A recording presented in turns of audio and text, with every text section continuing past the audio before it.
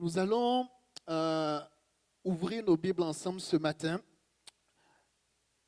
et nous allons lire dans l'évangile de Jean au chapitre 14. Mais juste avant de commencer notre première lecture, permettez-moi simplement de faire un mot de prière ce matin. Seigneur, nous sommes devant ta face. Merci pour ta présence. Merci parce que tu es ici ce matin. Et merci pour ta parole. Ta parole communique la vie ce matin.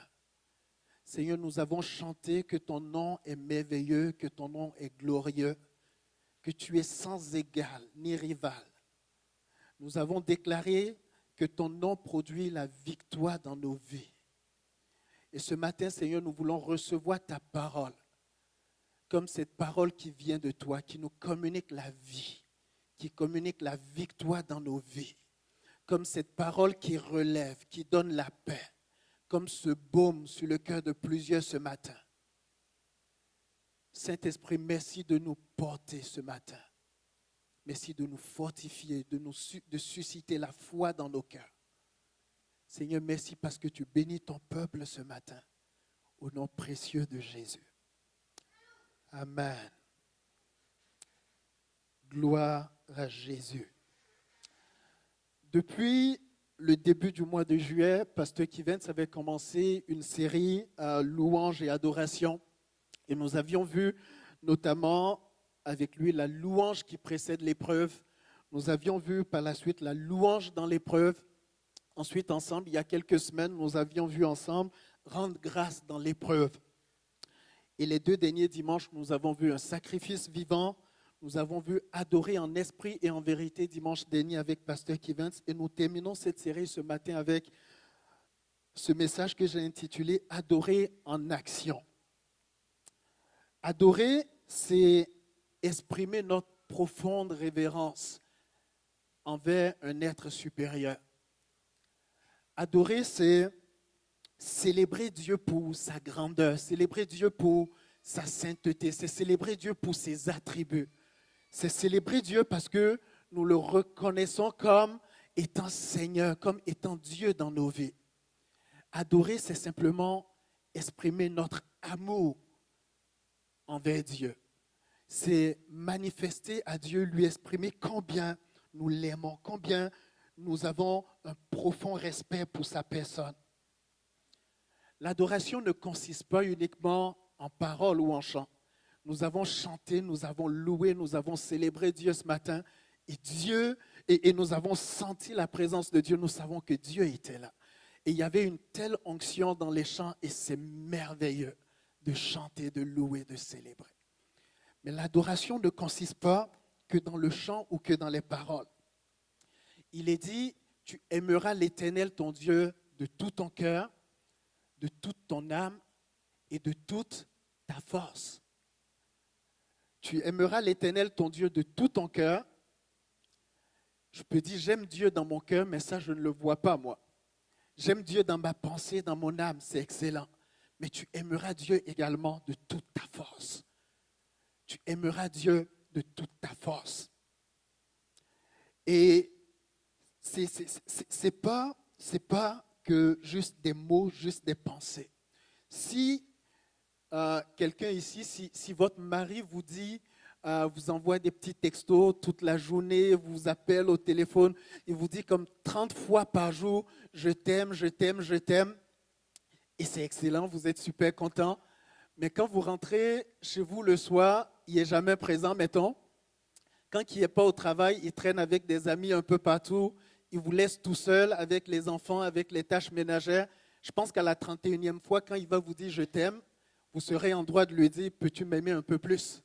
N'est-ce pas? J'ai besoin de voir également concrètement comment tu m'aimes. Les paroles, c'est bon, mais j'ai besoin de voir également des actions.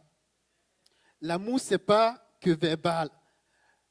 L'amour, ce n'est pas juste dans les mots, parce que dans certaines langues, il n'y a pas de mots ou d'expression pour dire « je t'aime ».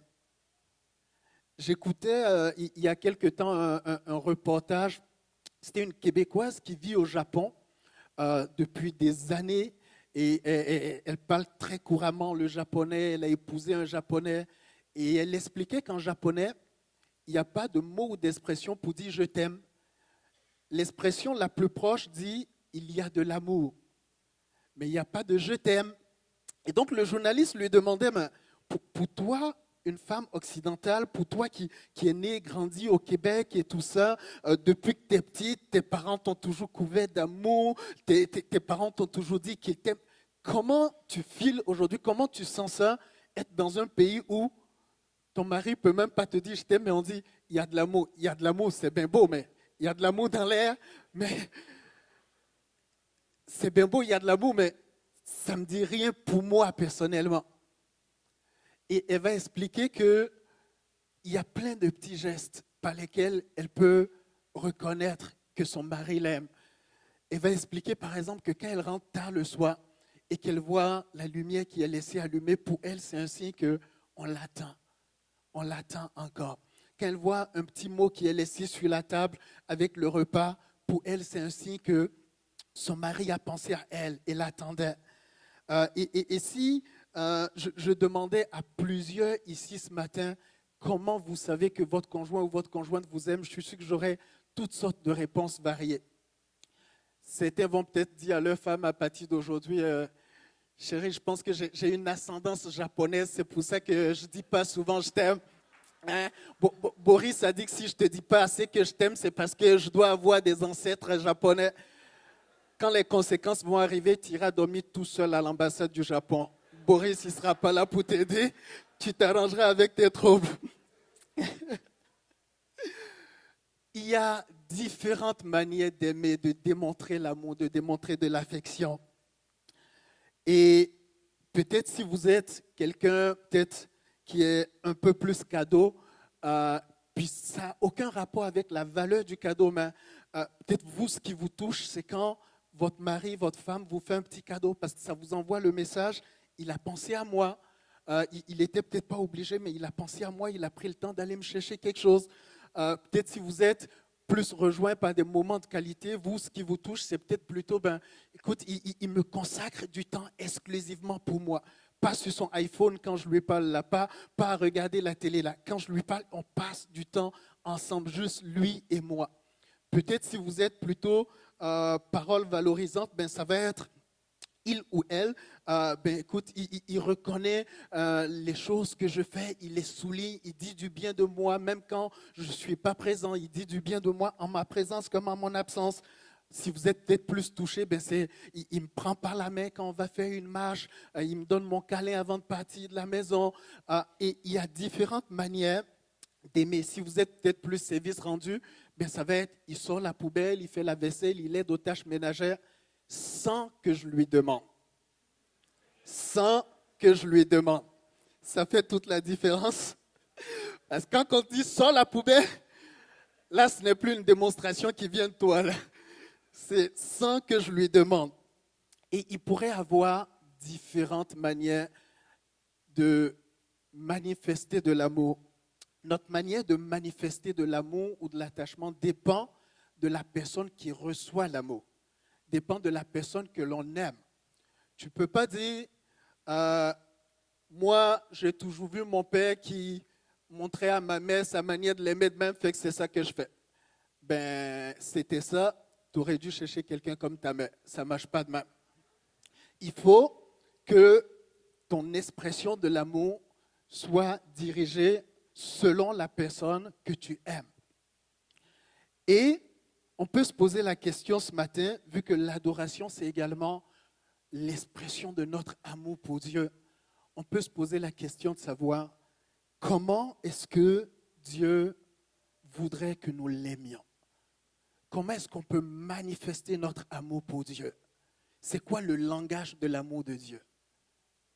Et j'aimerais laisser Jésus lui-même répondre à la question ce matin. Si vous avez vos Bibles, allez avec moi dans Jean chapitre 14. Jean chapitre 14, ça devrait apparaître aussi derrière moi. On va lire le verset 15 en premier. Verset 15, si vous m'aimez, vous garderez mes commandements. Verset 21. Celui qui a mes commandements et qui les garde, c'est celui qui m'aime. Celui qui m'aime sera aimé de mon Père.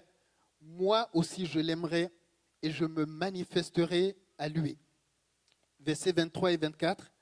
Jésus lui répondit, si quelqu'un m'aime, il gardera ma parole et mon Père l'aimera.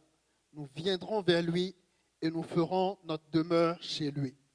Celui qui ne m'aime pas ne garde pas mes paroles.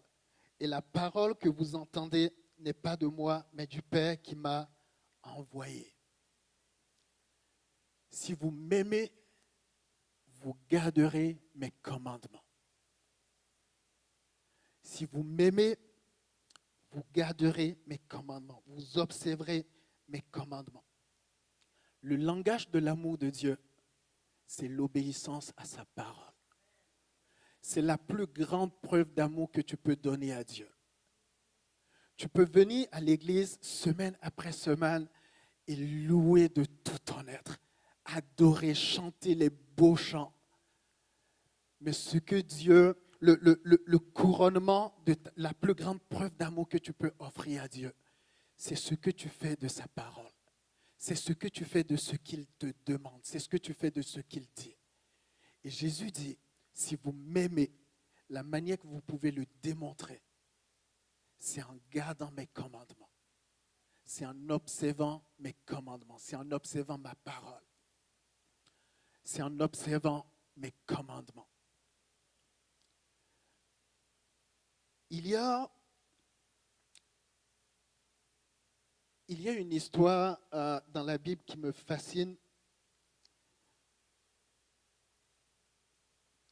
Vous avez pour la plupart entendu parler de tout le monde ici. Je sais que vous connaissez parfaitement l'histoire du roi David, de ses exploits, de tout ce qu'il a vécu.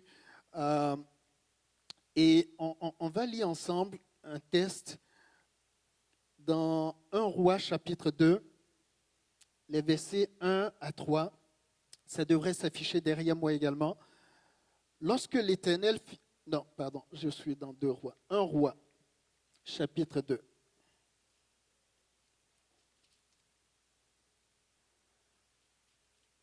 Un Roi chapitre 2, versets 1 à 3. David approchait de sa fin et il donna ses ordres à son fils Salomon en disant, « Moi je m'en vais où va tout ce qui est terrestre. Sois fort et sois un homme. Observe l'ordre de l'Éternel ton Dieu en marchant dans ses voies et en gardant ses prescriptions, ses commandements, ses ordonnances et ses préceptes, selon ce qui est écrit dans la loi de Moïse, afin que tu aies du succès dans tout ce que tu feras et partout où tu te tourneras. »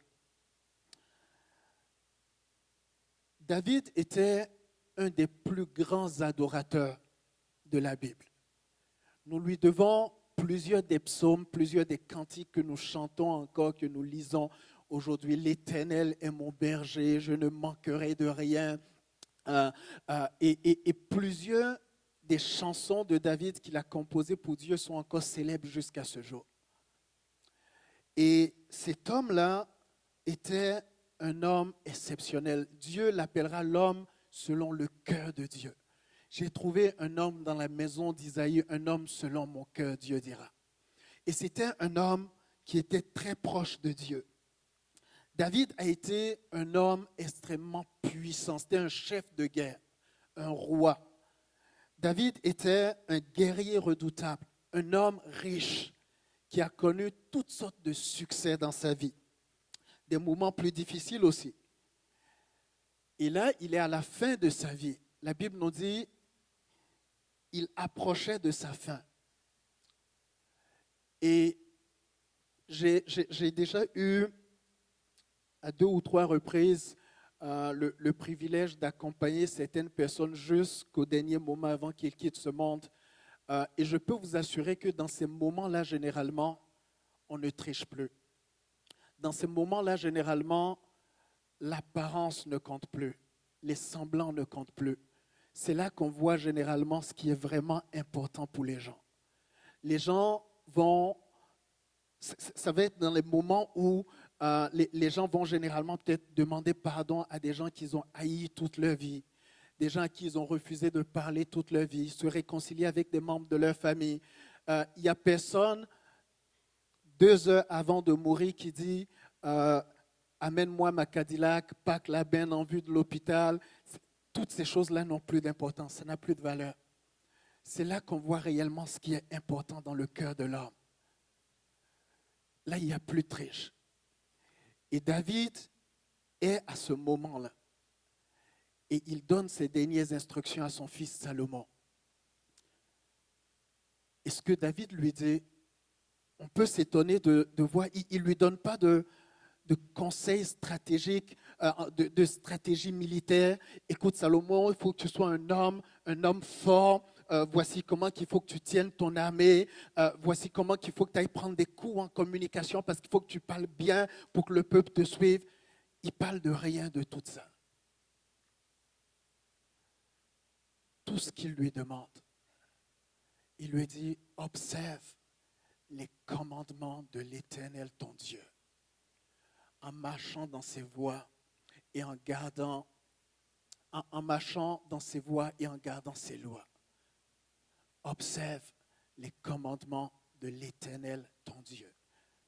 David est en train de dire à Salomon, si tu obéis à la parole de Dieu, si tu diriges ta vie selon la parole de Dieu, tu auras du succès dans tout ce que tu feras.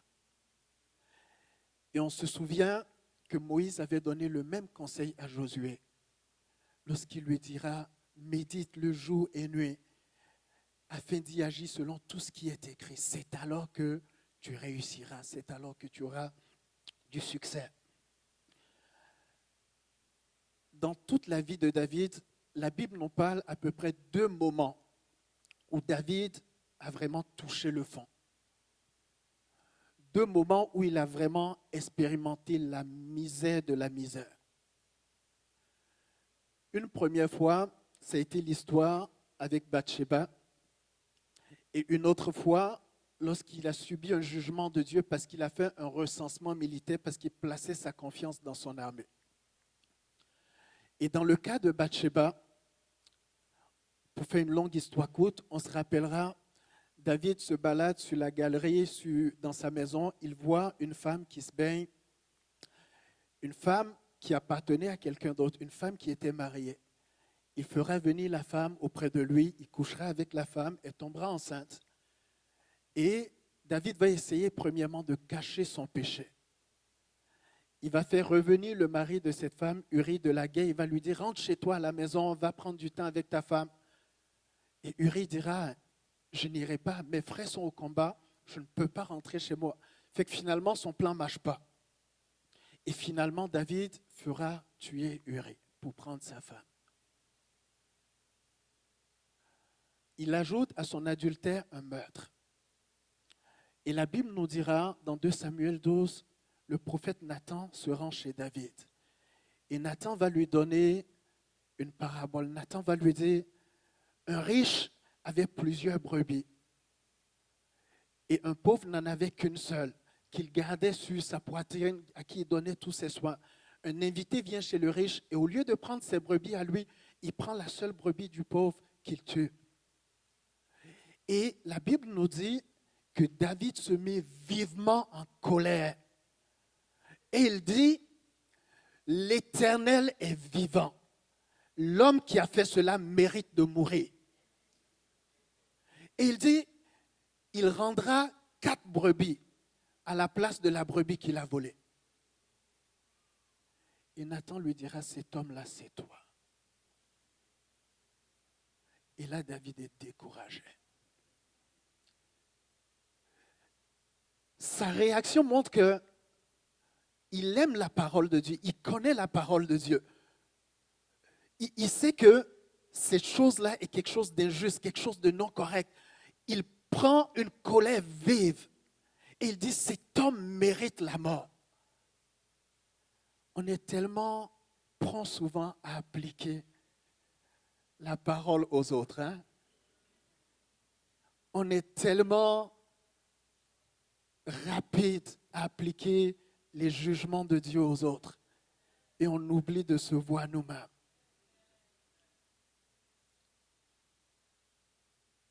Ce test de Nathan qui vient voir David, c'est un test qui m'a déprimé longtemps.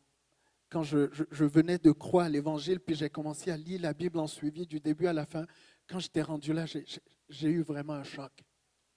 Parce que Nathan dira à David, l'Éternel pardonne ton péché, mais parce que tu as fait blasphémer les ennemis de l'Éternel, il va avoir des conséquences à ton péché. L'enfant qui t'est né mourra.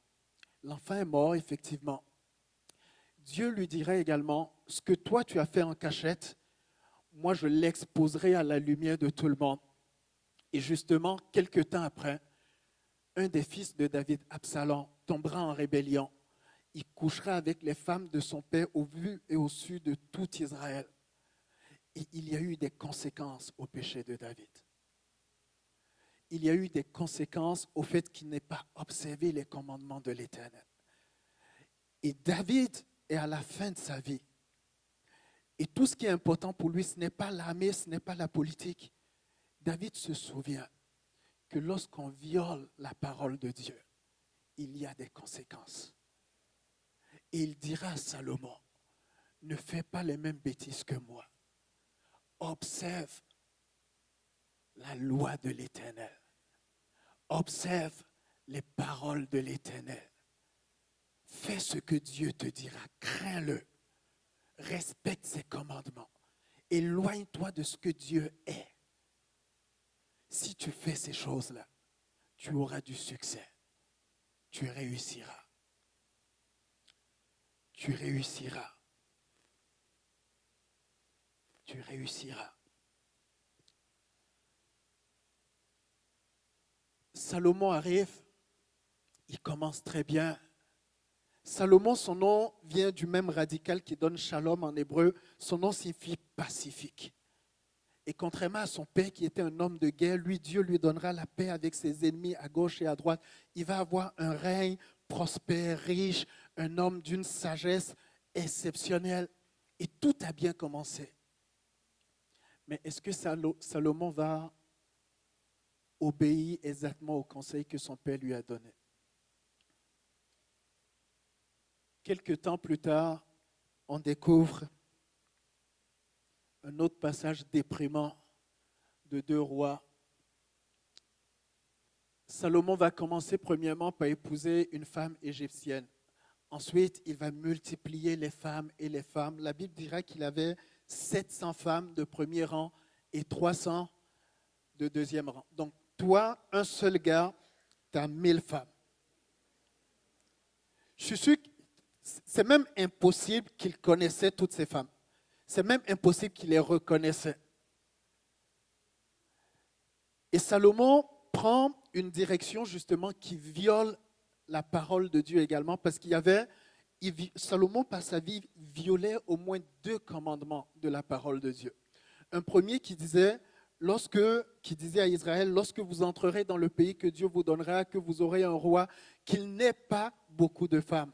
Ça, c'était un des premiers commandements de Dieu. Deuxièmement, il était dit clairement qu'ils ne prennent pas des femmes étrangères car elles pourraient détourner leur cœur de Dieu.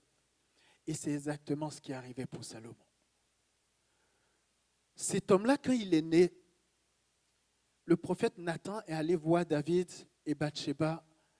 Et la Bible dit littéralement que Dieu aimait Salomon. Et Nathan va l'appeler Yédidias, qui signifie aimer de l'Éternel. C'était un homme que Dieu aimait dès sa naissance. Il était destiné à de grandes choses. Il était destiné à être proche de Dieu. Salomon va bâtir un temple pour Dieu. Mais à la fin de sa vie, même Salomon n'allait plus dans le temple qu'il avait bâti. Le grand roi Salomon, que les gens venaient de partout à travers la terre pour venir écouter sa sagesse. Salomon se prosternait devant des idoles sur des hauts lieux. Salomon se prosternait devant des statues de bois, d'airain, de fer, sur des hauts lieux. L'homme qui était aimé de l'Éternel depuis sa naissance. Et pourtant, son père lui avait dit avant de partir, observe les commandements de l'Éternel. Observe les commandements de l'Éternel.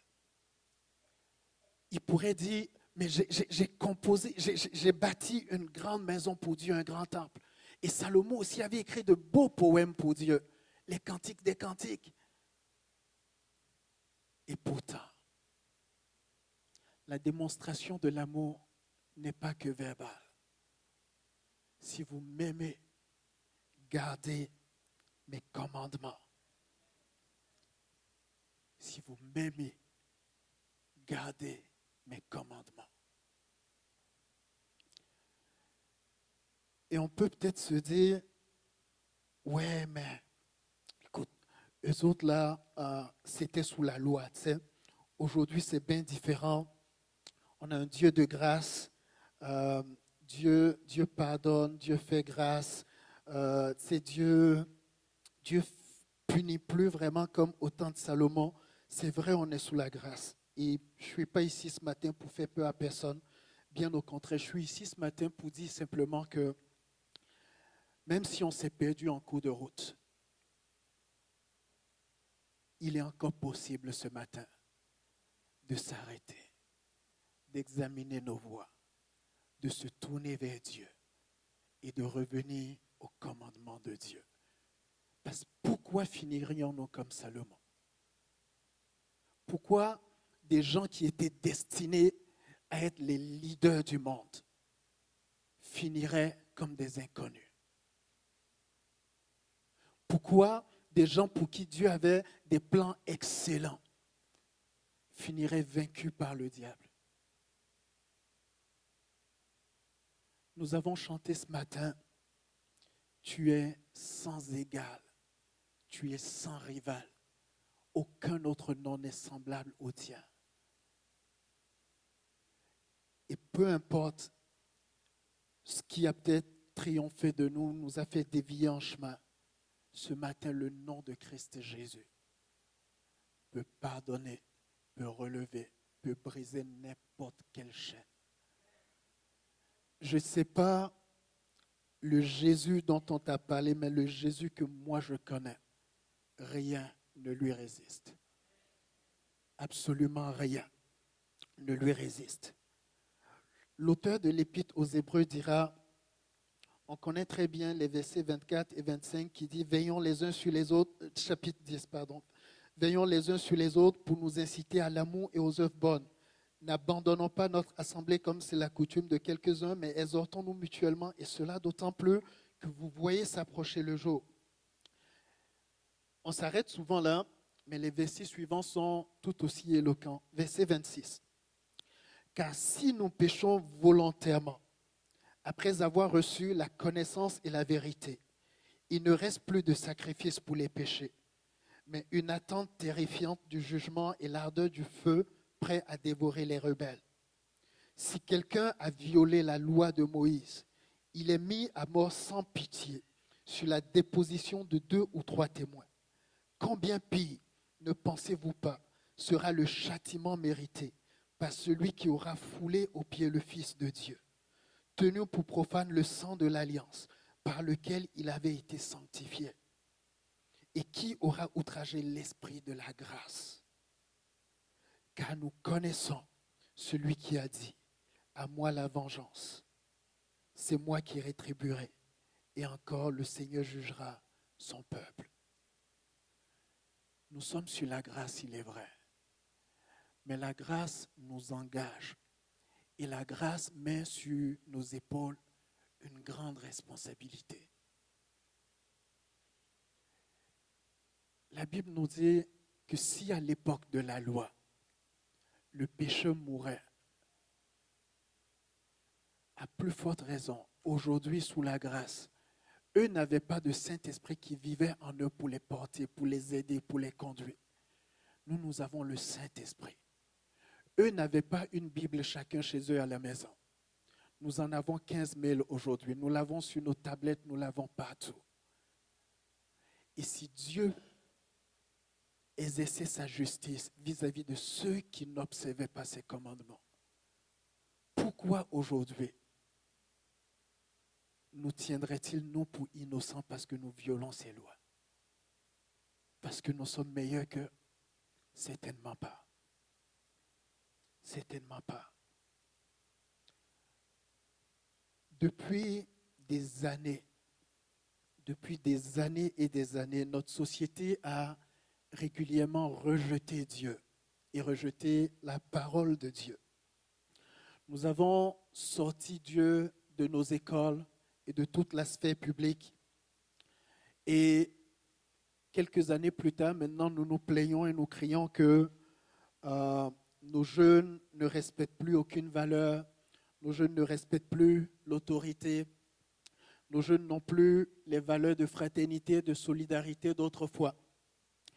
Nous avons choisi de sortir Dieu de nos vies en disant ni maître ni Dieu, je fais ce que je veux.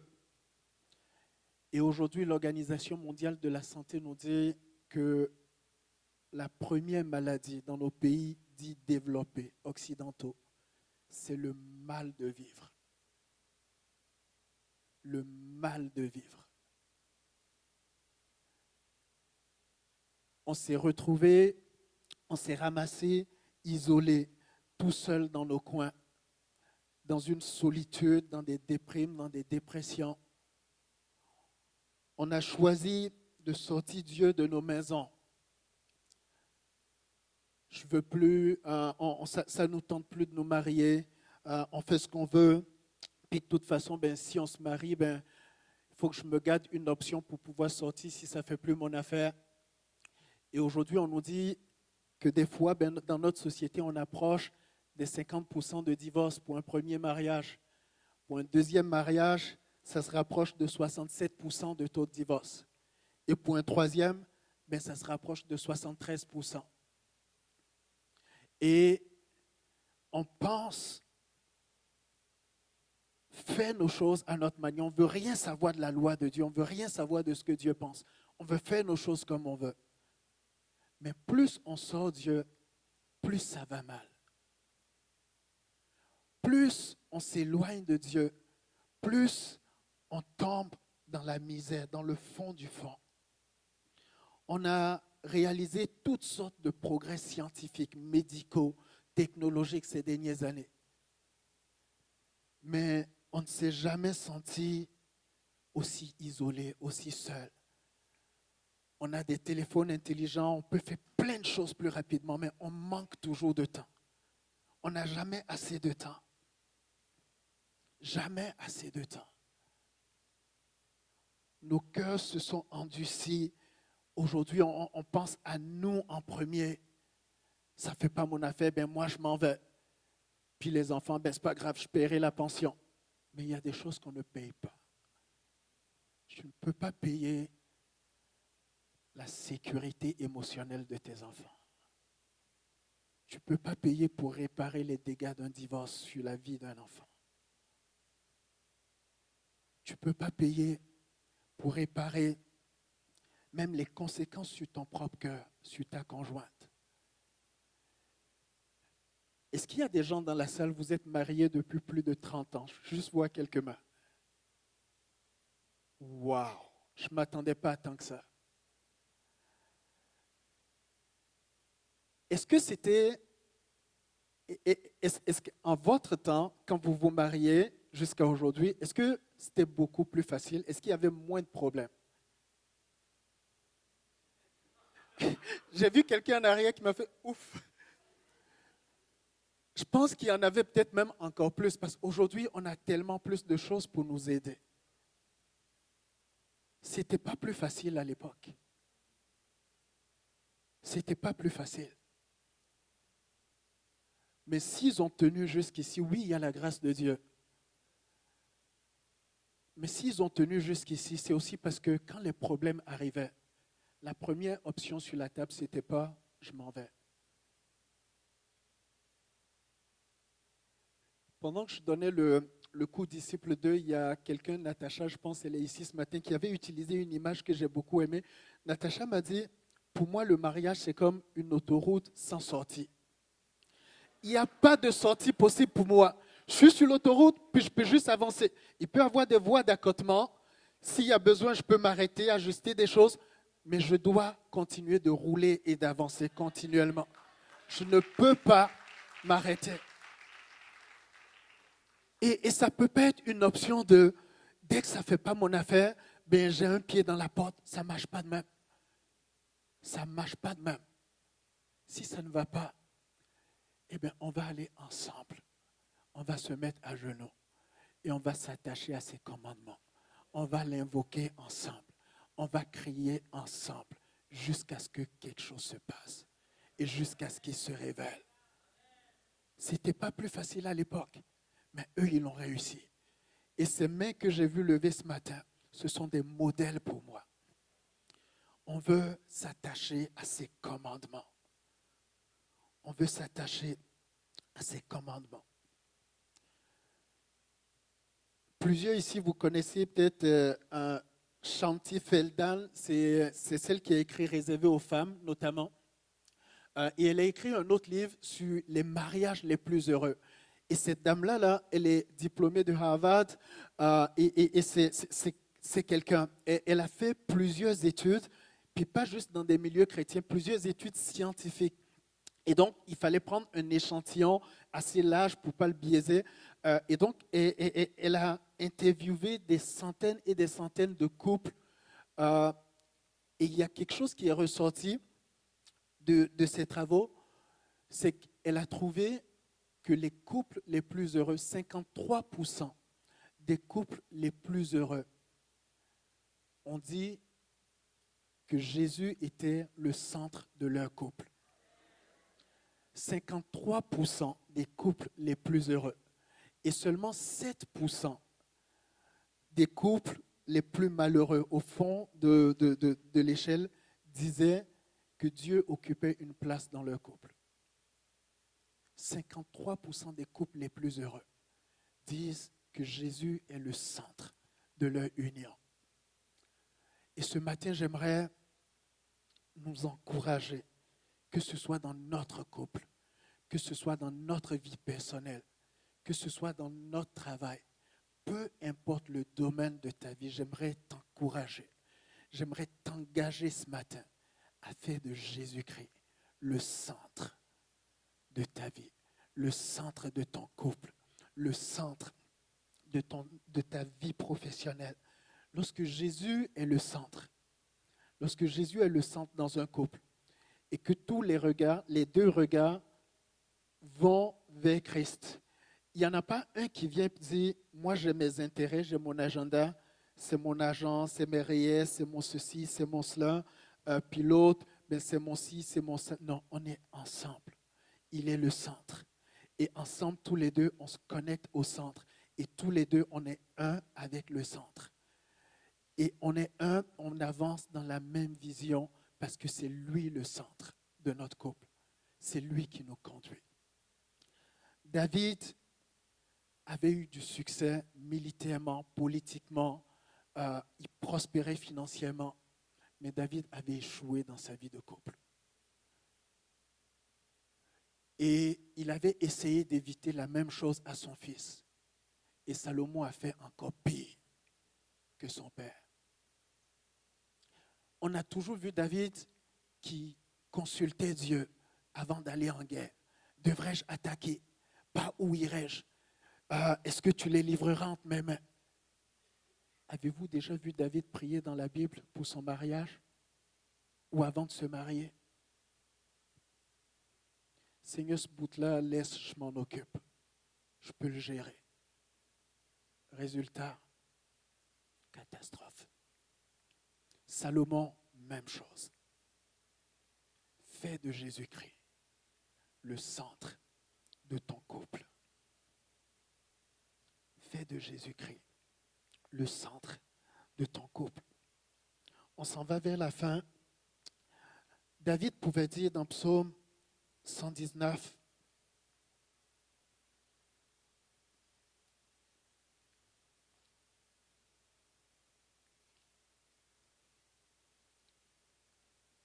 psaume 119 à partir du verset 92.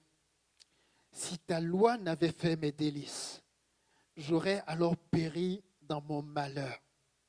Je n'oublierai jamais tes statuts, car par eux tu me fais vivre. Je suis à toi, sauve-moi, car je recherche tes statuts. Des méchants m'attendent pour me faire périr. Je suis attentif à tes préceptes. Je vois une fin à tout ce qui est parfait. Ton commandement est d'une ampleur sans limite. Combien j'aime ta loi.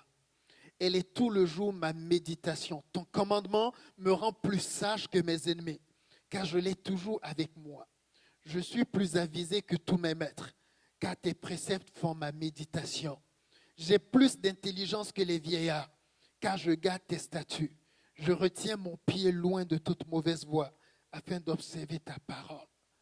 Je ne m'écarte pas de tes ordonnances, car c'est toi qui m'instruis. Que tes promesses sont douces à mon palais, plus que le miel à ma bouche. Par tes statuts, je deviens intelligent. Aussi, je déteste toute voie de fausseté. Ta parole est une lampe à mes pieds et une lumière sur mon sentier. Ta parole est une lampe à mes pieds et une lumière sur mon sentier. Et si tu te diriges selon la parole de Dieu, ton sentier sera éclairé. Tu marcheras dans la lumière. Ça ne veut pas dire que le sentier va être facile, mais il sera avec toi et il éclairera ta voie. Il te conduira. Choisis ce matin d'obéir au commandement de Dieu. Ça va être la plus grande preuve d'amour que tu puisses lui donner. Je vais inviter l'équipe de louange à revenir. Il y a ce texte dans l'évangile de Jean qui dit « Au commencement était la parole. Et la parole était avec Dieu. Et la parole était Dieu. Elle était au commencement avec Dieu. Tout a été fait par elle. Et rien de ce qui a été fait n'a été fait sans elle. » Et le verset 4 dit ceci, « En elle était la vie. Et la vie était la lumière des hommes. »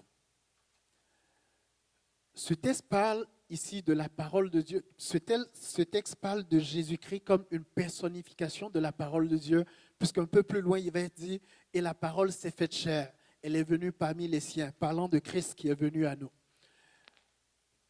En elle, donc dans la parole de Dieu, était la vie. Je le répète, dans la parole de Dieu était la vie.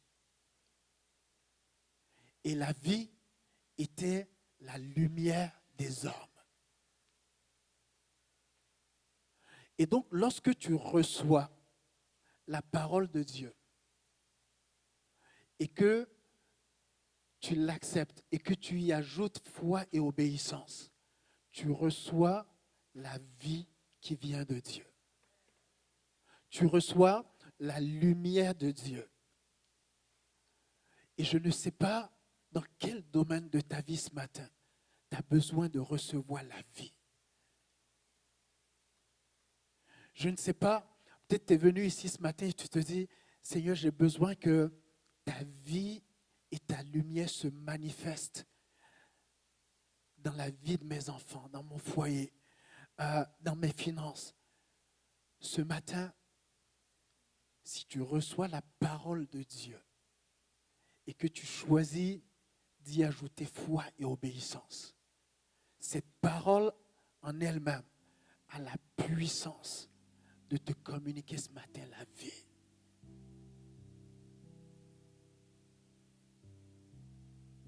Sa parole communique la vie ce matin. Peut-être également que ce matin, vous êtes parmi nous peut-être pour une des premières fois. Et vous avez entendu parler ce matin de la possibilité justement d'accepter cette parole de Dieu. Peut-être vous vous dites, jusqu'ici, j'ai dirigé ma vie comme bon me semblait. J'ai fait ce que je voulais. Et un peu comme David ou un peu comme Salomon, j'expérimente un peu le fond du baril. J'expérimente peut-être cette misère.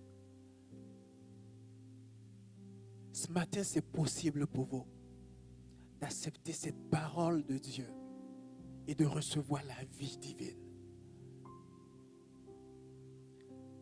Ce matin, c'est possible pour vous de juste inviter Jésus-Christ, la parole manifestée de Christ, la parole de Dieu, la parole faite chair, et de dire, Jésus, viens dans ma vie ce matin et manifeste la vie.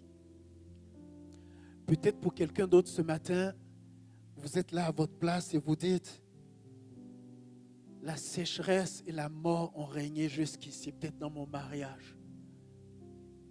L'ennemi a ravagé, menacé ma famille, ma santé. Ce matin, j'ai besoin d'expérimenter la vie divine. Ce matin, vous pouvez choisir également de recevoir la parole de Dieu. Et cette parole de Dieu a le pouvoir ce matin de vous communiquer la vie et de transformer votre désert en source d'eau au nom de Jésus. Au nom de Jésus.